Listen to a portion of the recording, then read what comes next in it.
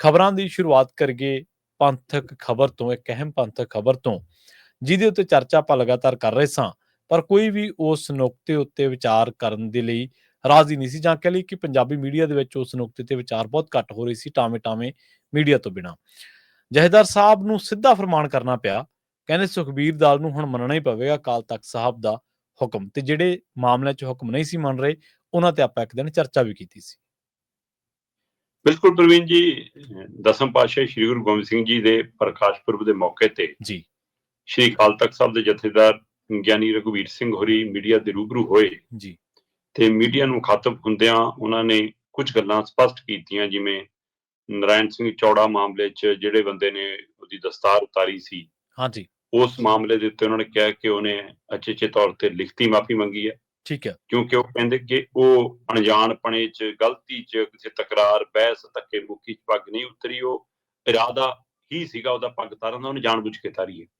ਸੋ ਕਹਿੰਦੇ ਉਹ ਸਪਸ਼ਟ ਦਿਖ ਰਿਹਾ, ਇਸ ਲਈ ਕਹਿੰਦੇ ਕਿ ਉਹਦੀ ਲਿਖਤੀ ਮਾਫੀ ਆਈ ਹੈ। ਹੁਣ ਉਸ ਮਾਫੀ ਨੂੰ ਅਸੀਂ ਵਿਚਾਰਾਂਗੇ ਕਿ ਉਸ ਨੂੰ ਕਬੂਲ ਕਰਨਾ ਕਿ ਨਹੀਂ ਕਰਨਾ, ਕਿਵੇਂ ਦੇਖਣਾ। ਸੋ ਇੱਕ ਤਾਂ ਇਸ ਮਾਮਲੇ ਤੋਂ ਸਪਸ਼ਟਤਾ ਕੀਤੀ। ਦੂਸਰਾ, ਫਿਰ ਉਹਨਾਂ ਨੇ ਕਿਹਾ ਵੀ ਕਿ 2 ਤਰੀਕ ਨੂੰ ਜੋ ਸ੍ਰੀ ਅਕਾਲ ਤਖਤ ਸਾਹਿਬ ਦੀ ਫਸੀਲ ਤੋਂ ਫੈਸਲੇ ਪੜ੍ਹੇ ਗਏ ਜੀ, ਜੋ ਹੁਕਮਨਾਮੇ 2 ਦਸੰਬਰ ਨੂੰ ਸ੍ਰੀ ਅਕਾਲ ਤਖਤ ਸਾਹਿਬ ਦੀ ਫਸੀਲ ਤੋਂ ਐਲਾਨੇ ਗਏ, ਜੋ ਹੁਕਮਨਾਮੇ ਦਿੱਤੇ ਗਏ, ਉਹਨਾਂ ਹੁਕਮਨਾਮਿਆਂ ਦੀ ਹੂਬਹੂ ਪਾਲਣਾ ਕਰਨੀ ਪਵੇਗੀ। ਠੀਕ ਹੈ ਜੀ। ਜੇ ਤੁਸੀਂ ਸਿੱਖ ਸਿਧਾਂਤ ਨੂੰ ਮੰਨਦੇ ਹੋ, ਜੇ ਅਕਾਲ ਤਖਤ ਸਾਹਿਬ ਨੂੰ ਮੰਨਦੇ ਹੋ, ਜੇ ਗੁਰੂ ਨੂੰ ਮੰਨਦੇ ਹੋ, ਤਾਂ ਗੁਰੂ ਦੀ ਮੰਨਣੀ ਪਏਗੀ।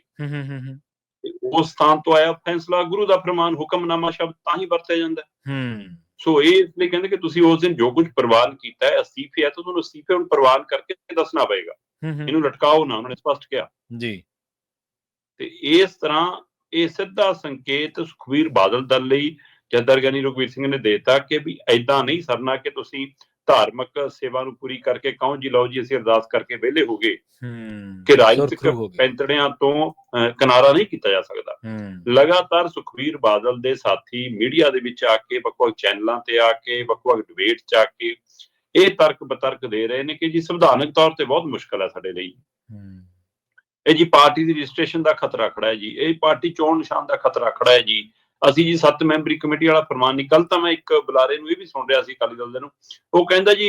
ਅਕਾਲ ਤਖਤ ਸਾਹਿਬ ਦਾ ਫੈਸਲਾ ਮੈਂ ਤੁਹਾਨੂੰ ਭੇਜ ਦਿੰਦਾ ਜੀ, ਉਹ 'ਚ ਸਾਨੂੰ ਕਿੱਥੇ ਕਿਹਾ ਜੀ ਕਿ 7 ਮੈਂਬਰੀ ਕਮੇਟੀ ਦਾ ਤੁਸੀਂ ਫੈਸਲਾ ਮੰਨਣਾ, ਇਹ ਤਾਂ 7 ਮੈਂਬਰੀ ਕਮੇਟੀ ਨੇ ਦੇਖਣਾ ਜੀ, ਸਾਡਾ ਉਹਦੇ ਨਾਲ ਕੀ ਲੱਗਾ ਦੇਗਾ ਜੀ, ਅਕਾਲੀ ਦਲ ਦਾ ਕੋਈ ਸੰਬੰਧ ਹੀ ਨਹੀਂ ਜੀ ਉਹਦੇ ਨਾਲ। ਮਤਲਬ ਬਿਲਕੁਲ ਹੀ ਭੱਜਣ ਦੀ, ਮੈਂ ਕਹਿਣਾ ਤੁਹਾਡਾ ਸੰਬੰਧ ਹੈ ਨਹੀਂ ਹੈ, ਮੈਂ ਕਹਿਣਾ ਕਿ ਤੁਹਾਡੇ ਲਈ ਸੰਵਿਧਾਨਕ ਮੁਸ਼ਕਲ ਹੈ ਜਾਂ ਨਹੀਂ ਹੈ, ਵੱਖਰੀ ਗੱਲ, ਸਿੱਧਾ ਸਪਸ਼ਟ ਹੈ ਕਿ ਕੀ ਤੁਸੀਂ ਅਕਾਲ ਤਖਤ ਸਾਹਿਬ ਦਾ ਹੁਕਮ ਮੰਨਣਾ ਹੈ ਕਿ ਨਹੀਂ ਮੰਨਣਾ, ਇਹ ਜਵਾਬ ਦਿਓ। ਜੀ ਜੀ, ਜੇ ਤੁਸੀਂ ਅਕਾਲ ਤਖਤ ਸਾਹਿਬ ਨੂੰ ਸਮਰਪਿਤ ਹੋ, ਗੁਰੂ ਨੂੰ ਸਮਰਪਿਤ ਹੋ, ਉਸ ਮਰਿਆਦਾ ਦਾ ਪਾਲਣਾ ਕਰਨ ਦਾ ਦਮ ਭਰਦੇ ਹੋ, ਉਸ ਧਿਰ ਦੀ ਨੁਮਾਇੰਦਗੀ ਕਰਨ ਦਾ ਦਮ ਭਰਦੇ ਹੋ, ਤੁਸੀਂ